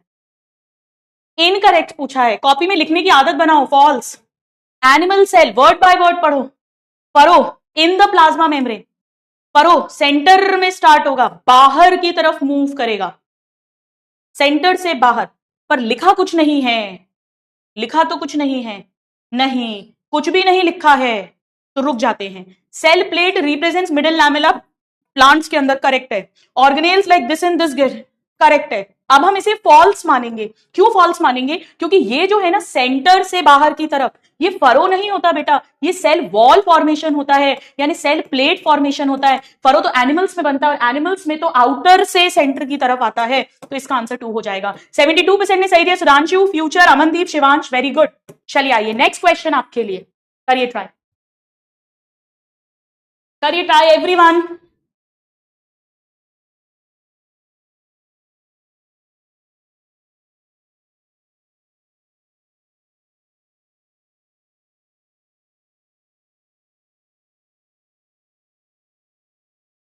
चल अ स्टेज इज शोन, करेक्ट बताना है। देखो यहाँ पे वापस से न्यूक्लियर मेम्ब्रेन बन गई है और यहाँ पर क्रोमोसोम भी नहीं दिख रहा है, थोड़ा थोड़ा गड्ढा होना शुरू हो गया है, मतलब ये टीलोफेज है। ये तो हम समझ गए कि ये टीलोफेज है, टीलोफेज। ये साइटोकाइनेसिस नहीं है, ठीक है। Telophase not reformed yet, reform. भाई ये तो न्यूक्लियर मेम्ब्रेन तो दिख रही है, तो ये तो रिफॉर्म हो गया है, रिफॉर्म हो गया है। Chromosome move away from anaphase, ये सब तो उल्टा सीधा है, ये भी नहीं बन गया है, ये लेट टीलोफेज है पूरा का पूरा। सी आंसर हो जाएगा इसका। 48% ने सही दिया, राजशाही, कुणाल, श्वेता, वेरी गुड। चलो आ जाओ, ये क्वेश्चन ट्राई करो। मास्टरिंग एनसीईआरटी, एनसीईआरटी की एक एक लाइन, एक एक वर्ड अपन डिकोड कर रहे हैं, एक एक डायग्राम अपन क्लास में देख रहे हैं, क्लास में मार्क कर रहे हैं। बेटा इससे ज्यादा कुछ भी नहीं करना है, लेक्चर्स अच्छे से कर लो। एनसीईआरटी मेरे साथ साथ आप रीड कर रहे हो, इससे ज्यादा कुछ करने की जरूरत नहीं, इसी में मार्क्स आ जाएंगे, पर ये आपको करना है। चलिए, एक बैक्टीरिया हर 1 मिनट में डिवाइड करता है, 1 से 2, 2 से 4, 4 से 8। एक कप है जो 1 घंटे में पूरा फुल होता है, तो 1/4 कितने में होगा? भाई देखो, मान लो ये 1 बजे पूरा फुल है, पूरा फुल है, फुल। तो ठीक 1 मिनट पहले, यानी 12:59 पर ये हाफ होगा, तभी तो ये 1 मिनट में डबल हो गया, यानी ये 12:58 पर 1/4 होगा। हर 1 मिनट में डबल हो रहा है, तो 58 मिनट्स में 1/4 होगा, 59th मिनट में हाफ हो गया, और 1 आवर 60th मिनट में फुल हो गया। आया समझ में? हाफ यहां पर भरेगा, हाफ यहां भरेगा, तो आंसर हो जाएगा 58 मिनट्स। केवल 12% ने करेक्ट करा है, सब तुक्के मारे हैं। विकास, सलोनी, रिया, ज्योति, अदनान, आदित्य। समझ में आ गया? चलो आओ नेक्स्ट क्वेश्चन। ये मैंने एक एग्जाम्पल दिया था बेटा आपको, हर 1 मिनट में डबल हो रहा है ना, तो 25% का डबल, हाफ का डबल, फुल, हर एक मिनट में डबल हो रहा है। 60 मिनट्स में पूरा फिल हो रहा है, तो ठीक 1 मिनट पहले आधा होगा, ठीक 1 मिनट पहले 1/4 होगा। आया समझ? आया समझ? अब तो आ गया, तो थम्स अप दे दो जिसको आ गया। श्रद्धा, आया? चल, कॉल्चिसिन से ट्रीटमेंट करा तो डिप्लॉइड सेल यानी 2n 4n बन जाएगा, 4n। बस इसकी ज्यादा दिमाग नहीं लगाना, क्यों क्या। 52% ने सही दिया, शेरल, राजशाही, फ्यूचर डॉक्टर। ये करो ट्राई। आ गया समझ में? अरे यार बेटा कितना सिंपल मैथ्स है, माना तुम लोग बायो वाले हो, इतना तो समझो यार। हर 1 मिनट में कोई चीज डबल हो रही है। मान लो 12:58 पर 1/4 कप भरा हुआ है, 1 मिनट में डबल हो रही है, 1 मिनट में, तो 1/4 का डबल हाफ हो जाएगा ना 1 मिनट में, मतलब 12:59 पर वो हाफ हो जाएगा। फिर 1 मिनट में डबल हो रहा है, 1 मिनट में डबल हो रहा है, तो आधे का डबल क्या होता है? पूरा। 1 बजे वो पूरा भर जाएगा। अब आया समझ की नहीं आया बताओ? अब आप बोलोगे मैम अब तो लिखना ही पड़ेगा, आया नहीं तो आप और हमको बोलोगे। नहीं नहीं ऐसा नहीं, बताओ। एक डिप्लॉइड लिविंग ऑर्गेनिज्म है, जाइगोट से कैसे पूरा ऑर्गेनिज्म बनता है? By the process of mitosis. 80% ने सही दिया, अलेक, अमन, हिमांशु, तोशित, वेरी गुड। क्या आपके डाउट्स देख लूं? लो जी आपके डाउट्स भी देख लेती हूँ। Common doubts? मैम रिजल्ट का नेक्स्ट एनालिसिस, तो रिजल्ट की आंसर की तो मिल जाती होगी ना, तो कोई बात नहीं बेटा, फिर अगले दिन करना, कॉमन सेंस है। चलो हाँ, जो क्वेश्चन गलत हुए सारे मत लिखो डायरी के अंदर, केवल वो लिखो जो कोई बहुत अच्छा बहुत डिफरेंट सा क्वेश्चन है, आपको लगता है मैं भूल जाऊंगा। अगर सिंपल याद नहीं आया था, गड़बड़ था, तो याद कर लो, सारे क्वेश्चंस मत लिखो, ठीक है। पेनल्स मोड क्या होता है? ये पेंसिल एंड पेन, मतलब ऑफलाइन टेस्ट, ऑफलाइन नीड्स, ठीक है। अनियन रूट सेल, हाँ अनियन रूट सेल में माइटोसिस होता है। ग्रूव मतलब वही गड्ढा, फरो बनना बेटा, फरो मतलब नाली, गड्ढा, गड्ढा उसे बोलते हैं, इंग्लिश का वर्ड है। 42 सेल कैसे बनेंगे बेटा? डबल डबल होता है ना, 1 से 2, 2 से 4, 42 तो बनेंगे ही नहीं। 32 से 64 बनेंगे, आप 42 यूज कर लो। फरो इंग्लिश वर्ड है, ग्रूव इंग्लिश वर्ड है, गड्ढा बनना को, गड्ढा, नाली, गड्ढा उसे बोलते हैं फरो, ठीक है बेटा। बेटा सिमरन सेंट्रीपीटल की ट्रिक बता दी, उसका उल्टा सेंट्रीफ्यूगल हो जाएगा। मम्मी पीट पीट के बाहर से अंदर लाती है, बाहर से अंदर पीटल है, तो इतना तो याद रहेगा यार कि अंदर से बाहर फ्यूगल हो जाएगा, उसका उल्टा कर देना। हर चीज की इतनी ट्रिक पे ट्रिक के लिए फिर ट्रिक याद करनी पड़ेगी, फिर आप बोलोगे मैम इतनी ट्रिक देती है कि ट्रिक याद नहीं रहती है। ठीक है, पॉलीप्लॉइडी बाद में पढ़ाएंगे बेटा।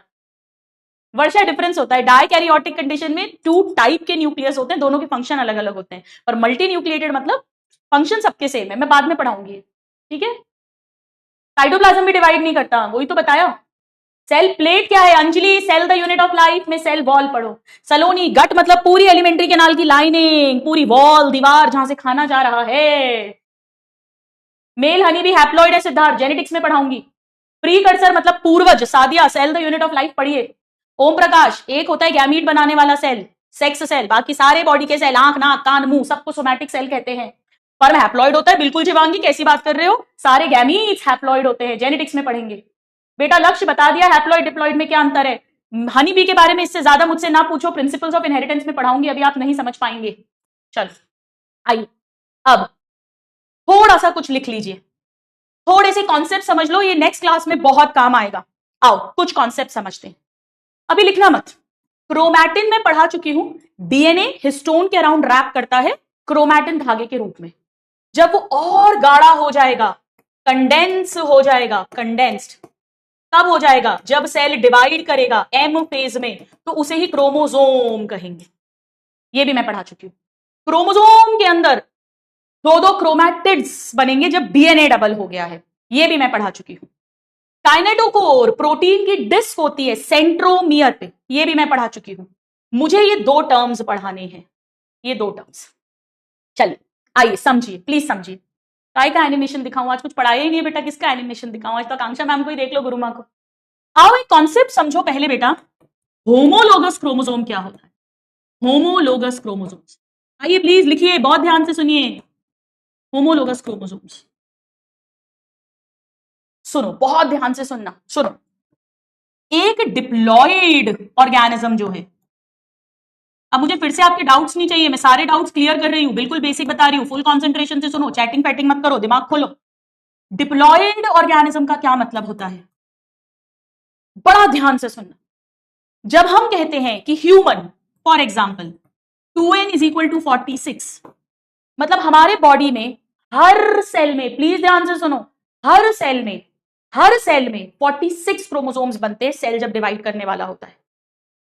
46 क्रोमोसोम्स का मतलब समझो। जब हम बने होंगे, सपोज एक लड़की है एक्स, वो लड़की का जीवन जाइगोट से शुरू हुआ होगा, उसके जाइगोट जो एक सिंगल सेल है उसमें 46 क्रोमोसोम्स थे।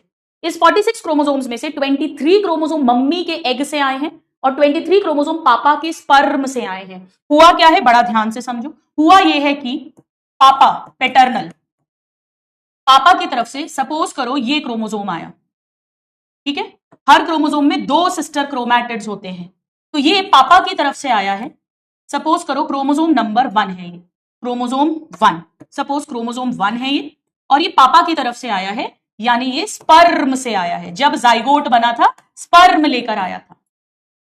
इसी के जैसा, बिल्कुल इसके जैसा क्रोमोसोम मम्मी से भी आया है, ये मम्मी से आया है, यानी ये भी क्रोमोसोम 1 है, ये ओवम यानी फीमेल गैमीट से आया है। क्रोमोसोम 1 की 2 कॉपी आई है उस बच्ची के अंदर, जाइगोट के अंदर, और जाइगोट से ही पूरी बॉडी के सेल्स बनेंगे, यानी हमारे बॉडी के हर सेल में क्रोमोसोम 1 की 2 कॉपी है। ऐसी क्रोमोसोम 2 की 2 कॉपी है, क्रोमोसोम 3 की 2 कॉपी है। XX या XY वो अलग बात है, वरना हर क्रोमोसोम की 2 कॉपी है। ये दोनों क्रोमोसोम होमोलोगस कहलाते हैं। बेटा इसका मतलब समझो, सपोज करो हम आई कलर की बात करें, मान लो हमारे अंदर आंखों का रंग, आंखों का रंग किसी पिगमेंट के कारण आएगा, प्रोटीन के कारण। बहुत ध्यान से सुनो, प्रोटीन mRNA से बनता है और RNA DNA से बनता है, और क्रोमोसोम के अंदर क्या है, DNA ही है। यानी मान लो आई कलर वाला जीन यहां था, मान लो इस जगह, जब S फेज हुआ ये DNA डबल हो गया, तो इस पर भी आई कलर वाली सेम कार्बन कॉपी आ गई। इसी तरह मम्मी से जो क्रोमोसोम 1 आया है उस पर भी यहां पर आई कलर की इंफॉर्मेशन है, मतलब आई कलर वाला DNA है, जीन है, जिससे RNA और जिससे प्रोटीन पिगमेंट बनेगा जो आंखों को रंग देगा। इसमें भी जब S फेज आया होगा तो DNA डबल हुआ होगा। अब इस बच्ची की आंखों का कलर क्या होगा, ये कैसे डिसाइड होगा, ये इनके कॉम्बिनेशन से डिसाइड होगा। समझो, दोनों में आई कलर का जीन क्रोमोसोम नंबर 1 पर है और एग्जैक्टली सेम लोकेशन पर है, लेकिन खबर अलग अलग हो सकती है। बड़ा ध्यान से सुनना, इंफॉर्मेशन अलग अलग हो सकती है। हो सकता है कि यहां पे कैपिटल B हो जो आंखों को काला कलर देता है, और यहां पर स्मॉल b हो जो आंखों को नीला कलर देता है। पर है आई कलर का जीन, उससे आरएनए बनेगा, उससे प्रोटीन यानी पिगमेंट बनेगा। वो पिगमेंट हो सकता है अलग अलग बने, उसकी क्वांटिटी अलग अलग बने। अब अगर इंसान के अंदर ब्लैक कलर डोमिनेंट है और ब्लू कलर रेसेसिव है, ये जेनेटिक्स में डिटेल पढ़ाऊंगी, अगर दोनों पे कैपिटल बी आता तो उस बच्ची की आंखों का कलर ब्लैक हो जाता। अगर दोनों पे स्मॉल बी आता तो आंखों का कलर ब्लू हो जाता। और एक पे कैपिटल बी एक पे स्मॉल बी आया तो जो भी डोमिनेंट है, जो भी डोमिनेंट है वो वाला आंख का कलर हो जाता। इस केस में मान लो ब्लैक, मान लो ब्लैक। आया समझ? हो सकता है कोई दूसरी स्पीशीज में ब्लू डोमिनेंट होता तो ब्लू हो जाता हेट्रोजाइगस कंडीशन में। तो बेटा ये जो दोनों हैं, ये तो बहनें हैं, इनकी इंफॉर्मेशन भी सेम है क्योंकि ये तो डीएनए रेप्लिकेट हुआ है। यानी अगर यहां कैपिटल बी है तो ये भी कैपिटल बी है, ये तो कार्बन कॉपी है, ये तो एस फेज में डीएनए डबल होकर बना है। सेम इसी तरीके से ये भी अगर स्मॉल बी है तो ये स्मॉल बी है क्योंकि ये भी बहनें हैं, ये भी एस फेज के बाद में डबल हुआ है। ये बहुत बेसिक कॉन्सेप्ट सिखा रही हूं। तो हमारे अंदर हर क्रोमोसोम की 2 कॉपी आती है, एक मम्मी से एक पापा से, एक एग यानी ओवम फीमेल गैमीट से, एक मेल गैमीट से। और इन दोनों का शेप, साइज, क्रोमोसोम की लंबाई, इवन सेंट्रोमियर की पोजीशन, और क्रोमोसोम 1 पर अगर 4 कैरेक्टर के जीन्स हैं तो मम्मी से जो क्रोमोसोम 1 आया है उस पर भी 4 कैरेक्टर के जीन्स होंगे और इवन इन जीन्स की लोकेशन भी सेम होगी।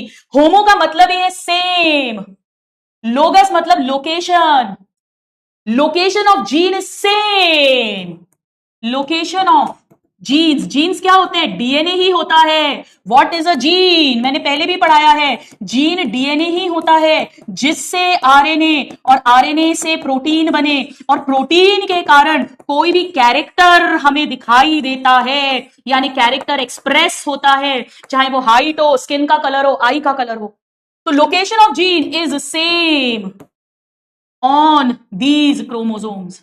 एक मम्मी से आया है, एक पापा से आया है, पर दोनों बिल्कुल सेम है। इवन नंबर ऑफ जीन्स भी सेम है, इवन पोजीशन ऑफ जीन्स भी सेम है, सब कुछ सेम है।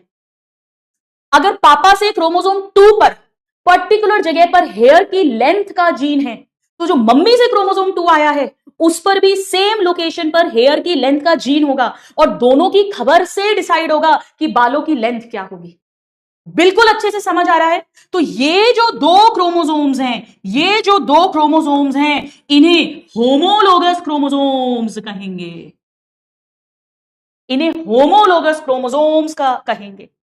और अगर ये होमोलोगस क्रोमोसोम्स का जोड़ा बन गया तो उसे बाइवेलेंट कहेंगे। तो what is a bivalent? Next class में ये सब कुछ नहीं पढ़ाऊंगी, तब रोना मत आप कि मैम ये क्या है। बिल्कुल नहीं, डॉक्टर्स बनने वाले हो, नर्सरी एलकेजी के बच्चे नहीं हो। फुल कंसंट्रेशन दो। तो bivalent is equal to 1 pair of homologous chromosome. Homologous chromosome के जोड़े को कहते हैं बाय। बाय का मतलब ही होता है जोड़ा, पेयर ऑफ होमोलोगस क्रोमोसोम। जैसे ये क्रोमोसोम 1 है, ये स्पर्म से आया था, ये एग से आया था, बिल्कुल सेम होंगे, इन्हें कहेंगे 1 बाइवेलेंट। जब भी ये साथ आएंगे, जब भी ये साथ आएंगे ये बिल्कुल सेम होंगे, बिल्कुल सेम। इवन इनका सेंट्रोमियर का साइज, सेंट्रोमियर की पोजीशन, क्या हो रहा है भाई आज रुको, एक बार पूरा हटा देती हूं, फिर से बना लेते हैं एक बार। सपोज करो ये एक क्रोमोसोम है जिसमें डीएनए डबल होने के बाद 2 सिस्टर क्रोमैटिड्स हैं, ये दूसरा है। ये पूरा जो है ये है 1 बाइवेलेंट, 1 बाइवेलेंट। तो अगर आपसे कोई पूछे कि बताइए एक बाइवेलेंट के अंदर कितने क्रोमोसोम्स आते हैं? 2 क्रोमोसोम्स आते हैं। पर अगर कोई पूछे बेटा कि कितने सेंट्रोमियर आते हैं, देखो एक सेंट्रोमियर इस क्रोमोसोम का है, एक सेंट्रोमियर इस क्रोमोसोम का है। हमें पता है जितने क्रोमोसोम्स होते हैं उतने ही सेंट्रोमियर होते हैं, तो जितने क्रोमोसोम्स उतने सेंट्रोमियर्स। पर अगर कोई पूछे क्रोमैटिड कितने आते हैं, 2 क्रोमैटिड ये है इस क्रोमोसोम के, 2 क्रोमैटिड ये है इस क्रोमोसोम के, यानी टोटल 4 क्रोमैटिड्स हैं, क्रोमैटिड्स हैं। ये सब डीएनए है जिससे आरएनए और प्रोटीन बनेगा। खबर अलग अलग हो सकती है, बिल्कुल क्लियर है। 2 क्रोमोसोम्स हैं और दोनों होमोलोगस वाले हैं। ऐसा नहीं एक 1 वाला आ गया एक 2 वाला आ गया, नहीं, दोनों क्रोमोसोम 1 है, दोनों क्रोमोसोम 2 है, दोनों क्रोमोसोम 3 है, दोनों क्रोमोसोम 4 है। जितने क्रोमोसोम है उतने सेंट्रोमियर है और जितने क्रोमोसोम है उसके डबल क्रोमैटिड्स है। क्योंकि यहां पर 4 क्रोमैटिड्स हैं टोटल, इसीलिए इसी को टेट्राड भी कहते हैं। तो बेटा बाइवेलेंट और टेट्राड एक ही बात है, एक ही बात है। बाइवेलेंट कह रहे हो बाय, क्योंकि 2 क्रोमोसोम्स हैं इसीलिए, और टेट्राड कह रहे हो टेट्राड क्योंकि 4 क्रोमैटिड्स हैं इसीलिए। बात एक ही है, जितने बाइवेलेंट उतने टेट्राड, एक ही बात है, एक ही बात है। बाइवेलेंट कह रहे हो बाय, क्योंकि 2 क्रोमोसोम्स हैं इसीलिए, और टेट्राड कह रहे हो टेट्राड क्योंकि 4 क्रोमैटिड्स हैं इसीलिए। बात एक ही है, जितने बाइवेलेंट उतने टेट्राड। हर बाइवेलेंट या हर टेट्राड में 2 क्रोमोसोम्स हैं, 2 सेंट्रोमियर है और 4 क्रोमैटिड्स है। Very very important concept, very very important concept. Kinetochore कितने होंगे, चलो आप बता दो मुझे। लो जी, बहुत बढ़िया, बता दो। चलो यहां कर दू, काइनेटोकोर कितने होंगे, बोलो बोलो। देखो, एक इधर, एक इधर, एक इधर, एक इधर। 1 सेंट्रोमियर के दोनों तरफ काइनेटोकोर हैं, तो टोटल 4 काइनेटोकोर हो जाएंगे। ठीक है, मजे आ गए। बाइवेलेंट और टेट्राड एक ही चीज होती है, बाइवेलेंट और टेट्राड एक ही चीज होती है, बाइवेलेंट और टेट्राड एक ही चीज होती है। एक्चुअली होता क्या है, मैं मियोसिस में आगे सिखाऊंगी। ये 2 बहनें हैं, ये 2 बहनें हैं, एक क्रोमोसोम 1 क्रोमोसोम, ये 2 बहनें हैं 1 क्रोमोसोम, ये भी क्रोमोसोम 1 है, ये भी क्रोमोसोम 1 है, ये होमोलोगस है। इन पर सेम कैरेक्टर के जीन्स हैं, सेम लोकेशन पर। कॉम्बिनेशन से डिसाइड होगा कि फिनोटाइप कैरेक्टर क्या आएगा। ये दोनों जब ऐसे होते हैं तो इसे बाइवेलेंट कहते हैं। जब थोड़ा सा ऐसा क्लियर दिखने लग जाए क्रोमैटिड्स, दोनों बहनें, अभी भी 2 ही क्रोमोसोम है, 2 ही सेंट्रोमियर है, थोड़ा क्लियर ऐसे दिखते हैं तो उसे ही टेट्राड कह देते हैं। यानी बड़ी सिंपल सी बात है। अगर सपोज करो example 2n is equal to 32 है, तो बताओ बाइवेलेंट्स कितने बनेंगे, बोलो बाइवेलेंट्स कितने होंगे, बोलो। ऐसा क्वेश्चन अगर आ जाए कि suppose in an organism 2n is equal to 32, then bivalents कितने होंगे। बाइवेलेंट मतलब जोड़ा। अगर टोटल 32 है और 2n लिखा है, 2n मतलब हर क्रोमोसोम की 2-2 कॉपी हैं, तो एक्चुअली 16 क्रोमोसोम्स हैं जो जोड़े में हैं, हैप्लॉइड नंबर। बेटा 16 जोड़े बनेंगे, तभी तो टोटल 32 होगा, तभी तो टोटल 32 होगा। 16 जोड़े बाइवेलेंट्स या 16 टेट्राड, एक ही बात है। वेरी गुड, जिसने भी 16, ऑलमोस्ट सभी 16 आंसर सही दे रहे हो। मैं आपको एक और शानदार कॉन्सेप्ट बताऊं, शानदार कॉन्सेप्ट। सुनो सुनो, मान लो कि 2n इज इक्वल टू 14 लिखकर आए एक ऑर्गेनिज्म में, और n इज इक्वल टू 14 लिखकर आए। ठीक है, सपोज करो मेल, चलो मैं वही एग्जांपल ले देती हूं, n is equal to 16 male honey bee, और सपोज करो कि 2n इज इक्वल टू 16 ये कोई एक ऑर्गेनिज्म है, सम ऑर्गेनिज्म, कोई भी एक ऑर्गेनिज्म है। बेटा इनका मतलब समझो, मतलब समझो, अगर दिमाग खोलना है मतलब समझो। इसके अंदर हर क्रोमोसोम की 2-2 कॉपी है, यानी टोटल 8 क्रोमोसोम्स होंगे। क्रोमोसोम 1 2 3 4 5 6 7 8, और मम्मी से भी आएंगे 1 2 3 4 5 6 7 8। मान लो इस ऑर्गेनिज्म के अंदर 30 कैरेक्टर्स हैं, 30 कैरेक्टर है, आंखों का कलर, हाइट, फाइट एक्सेट्रा। तो वो 30 कैरेक्टर के, 30 कैरेक्टर के जीन्स इस 8 क्रोमोसोम पर भी है और सेम इस 8 पर भी है, यानी 8 क्रोमोसोम्स पर कॉम्बिनेशन से डिसाइड होगा। पर अगर मैं बोलूं कि एक ऑर्गेनिज्म है जिसके अंदर n इज इक्वल टू 16 है, मतलब क्रोमोसोम 1 2 3 4 5 6 7 8 9 10 11 12 13 14 15 16 सारे क्रोमोसोम अलग अलग हैं, सब पे अलग अलग कैरेक्टर के जीन्स हैं। अगर 30 कैरेक्टर्स हैं तो वो इन 16 क्रोमोसोम में कहीं कहीं कहीं कहीं कहीं पर है। अकेला अकेला ही डिसाइड करेगा कि क्या कैरेक्टर आएगा। डिफरेंस समझ में आ रहा है बेटा आपको, डिफरेंस समझ में आ रहा है। हैप्लॉइड और डिप्लॉइड का क्या मतलब है, सुनो फिर से। अगर मैं बोलूं 2n इज इक्वल टू 4, फिर से सुनो, अगर मैं बोलूं 2n इज इक्वल टू 4, इसका मतलब एक ये क्रोमोसोम है, एक ये क्रोमोसोम है। सपोज करो ये क्रोमोसोम 1 है, ये क्रोमोसोम 2 है, तो ये इसका जोड़ीदार क्रोमोसोम 1 है, ये इसका जोड़ीदार क्रोमोसोम 2 है, ऐसा है, ऐसा 1 और 2 एक एक मम्मी से आया है, एग से, एक एक पापा से आया है, स्पर्म से। जितने भी कैरेक्टर के जीन्स हैं वो इन्हीं पर हैं। पर अगर मैं बोलती हूं, अगर मैं बोलूं n इज इक्वल टू 4, मतलब 4 अलग अलग क्रोमोसोम हैं, एक अलग है, एक अलग है, एक अलग है और एक अलग है, यानी इसमें क्रोमोसोम 1 अलग है, 2 अलग है, 3 अलग है, 4 अलग है, अलग अलग क्रोमोसोम है, उनपे अलग अलग कैरेक्टर के जीन्स हैं। कितने लोगों को ये कॉन्सेप्ट समझ में आ गया जो नहीं आता था? प्लीज मुझे एक बार यस या थम्स अप दीजिए। ये मतलब होता है बेटा 2n इज इक्वल टू 4, मतलब टोटल 4 है। क्रोमोसोम 1 की भी 2 कॉपी है, क्रोमोसोम 2 की भी 2 कॉपी है।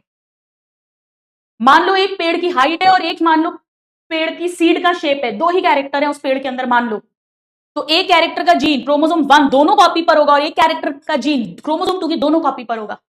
पर अगर मैं बोलती हूँ n इज इक्वल टू 4, मतलब 4 अलग अलग क्रोमोसोम है, सेंट्रोमियर की पोजीशन अलग अलग हो सकती है, जीन्स अलग अलग हो सकते हैं, लेंथ अलग अलग हो सकती है, सब कुछ अलग अलग हो सकता है। ये फंडा मुझे आपको बताना था एक बार डिप्लॉइड और हैप्लॉइड का।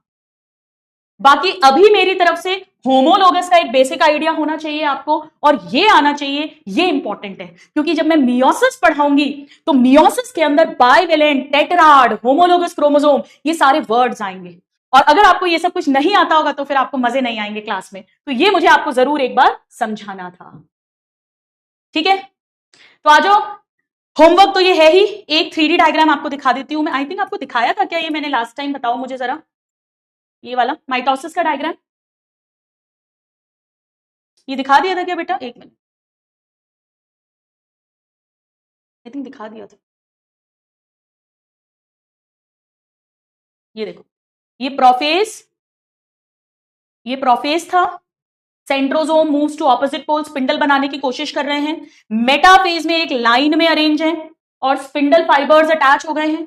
फिर एनाफेज में सेंट्रोमियर स्प्लिट हो गए, सिस्टर क्रोमैटिड अलग अलग हो रहे हैं। और फाइनली फिर टीलोफेज और साइटोकाइनेसिस, उसके बाद 2 डिफरेंट डॉटर सेल्स बन जाएंगे, है ना? ये मैंने दिखा दिया था। स्टूडेंट्स को जा रहा है क्या? एक बार चेक करूं मैं। आपके पास गया क्या बेटा? ये डायग्राम गया आपके पास? आ गया आपके पास क्या? क्योंकि यहां से गया, सेंड टू स्टूडेंट किया मैंने। आपके पास आया तो आप भी उसको प्ले अराउंड कर सकते हो। चल,